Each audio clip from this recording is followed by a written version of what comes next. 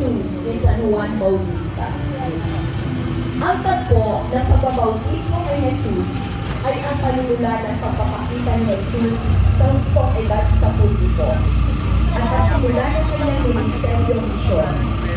Sa kanyang binautismohan si Jesus, bumukas ang langit at bumababa ang Espiritu Santo sa anyo ng isang kalahat at isang wika ang narinig sa sabi.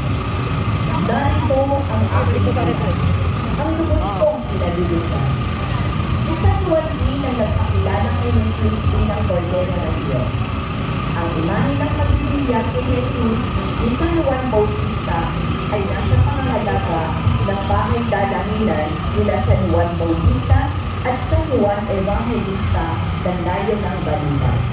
San Juan Bautista ang precursor. Ipanalangin kung kami.